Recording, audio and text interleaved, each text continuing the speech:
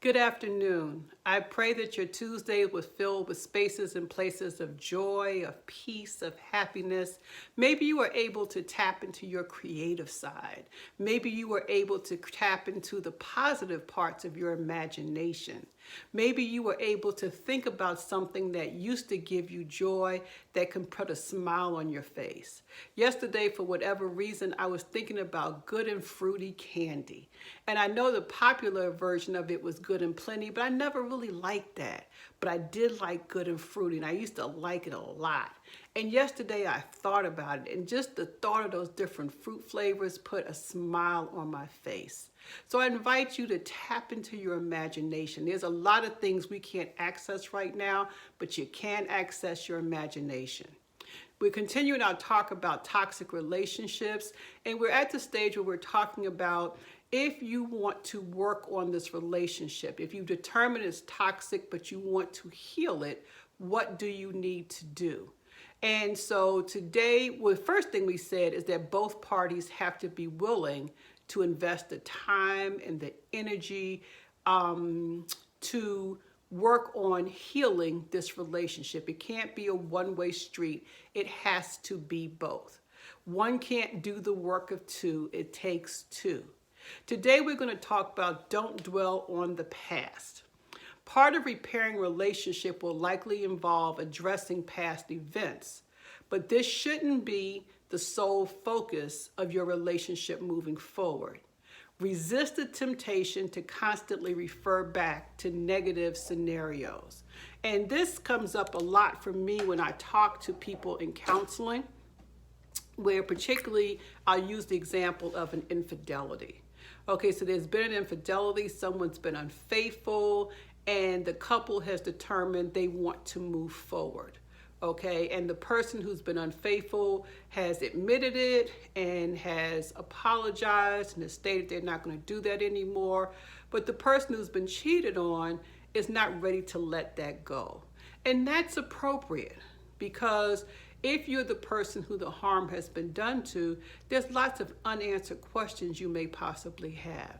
Like, why? What was it about me that made that person be attracted to someone else? Did that person do things differently than me? Were they better than me? How many times did they meet? There could be a whole slew of questions that the person who has been cheated on may need the answers to before they can move on.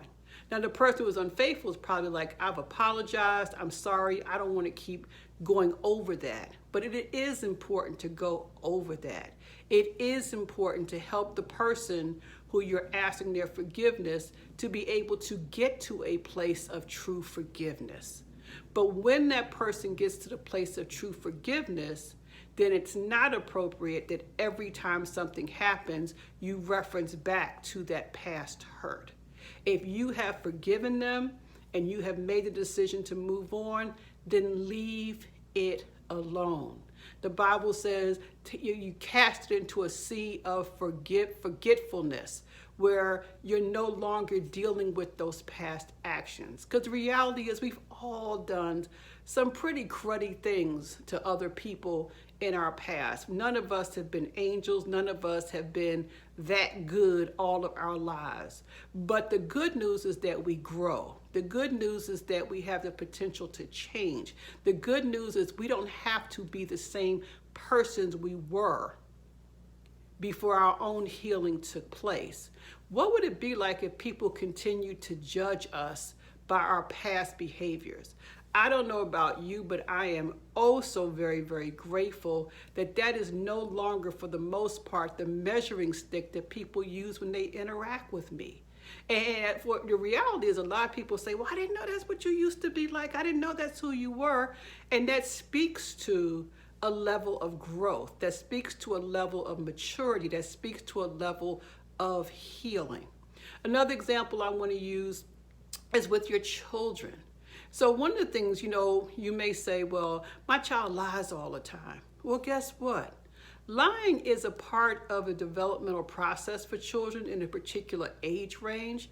They don't tell the truth because sometimes they're afraid to tell the truth. They're afraid if they tell the truth, they're going to get in trouble. They're afraid if they tell the truth that you won't like them anymore. They're afraid if they tell the truth, they don't know what will happen. And believe it or not, for some children, they don't know what the truth is. I want you to think back when you were a kid and you did some stuff and your parent asked you, why you do that? And you were like, I don't know. Quick story. My daughter was very, very young, maybe 4 or 5. And she had like a Barbie doll. And I saw the doll and she had cut all the doll's hair off. And I said, why did you do that? And she said, I don't know what I was thinking. And she wasn't being sarcastic. She really had no idea why she did it, but she did it. And so recognizing that, and if you tell your child, okay, I don't want you to lie to me, about this particular thing, if there comes a time where you're questioning whether they're going to be truthful, it is not helpful for you to go back in the litany of, I don't know if I can trust you because previously you said X, Y, Z. You're continuing to run down all the lies that they said previously. That child can't win for losing.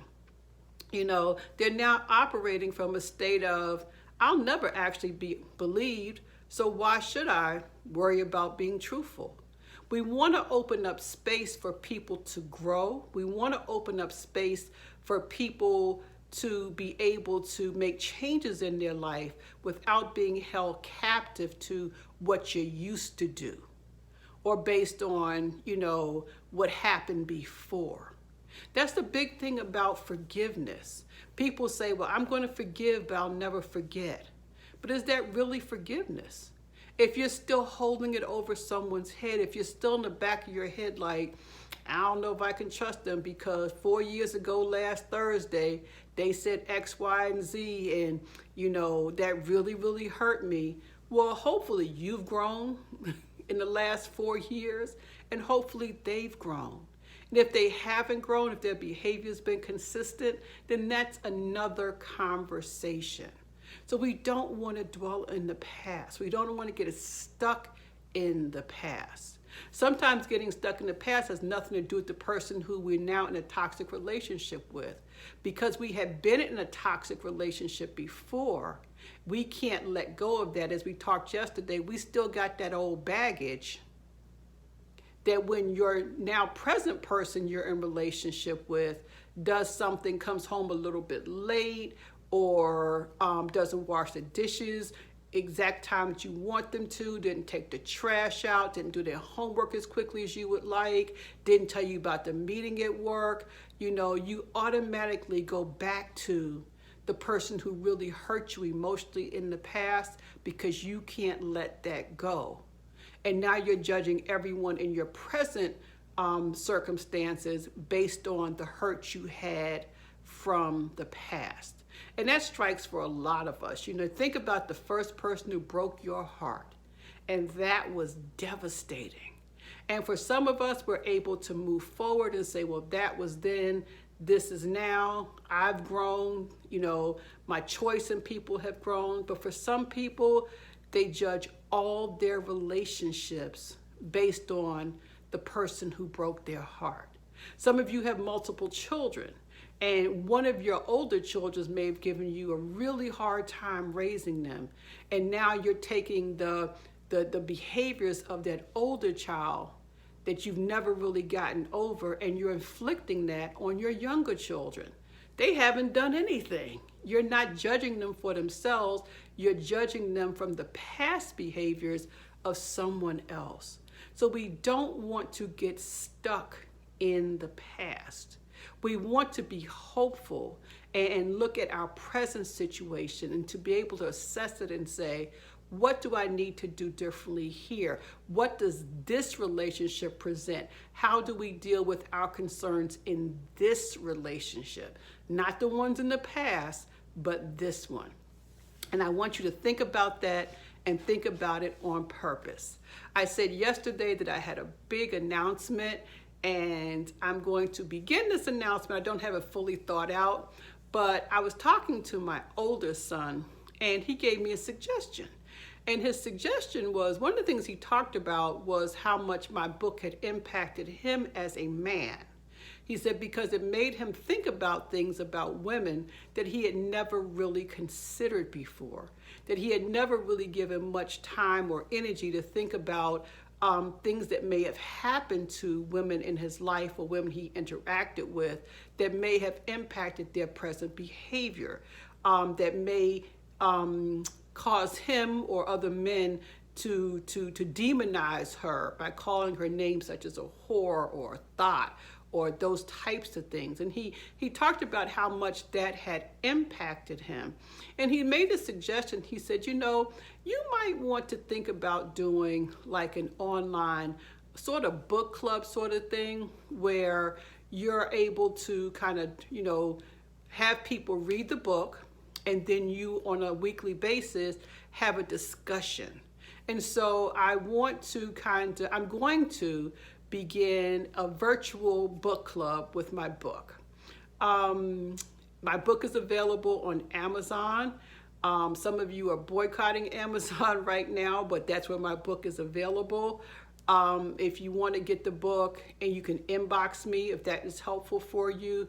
And we will begin the Tuesday after Labor Day.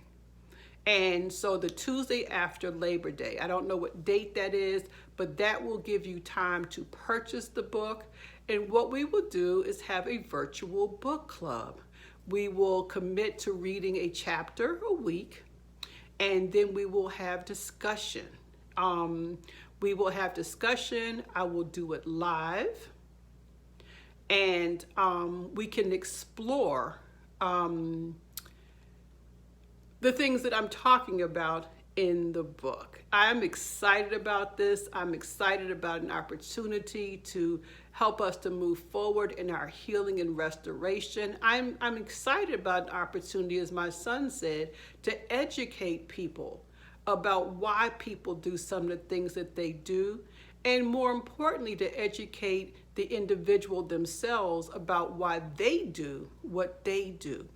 And so in the description, I will have a link to how you can purchase the book, and I will continue to post that on a regular basis. I invite you to invite your family and friends and to share that. The more the merrier. And so that's what I'm excited about. That's the announcement for today. And I invite you to enjoy the rest of your day on purpose, to remember that this is a journey that is well worth taking, because the rewards are more than what you could ask or imagine. You deserve peace, you deserve joy, you deserve happiness. And I want that for you, but I want you to want it equally as much for yourself. Talk to you later. Bye-bye.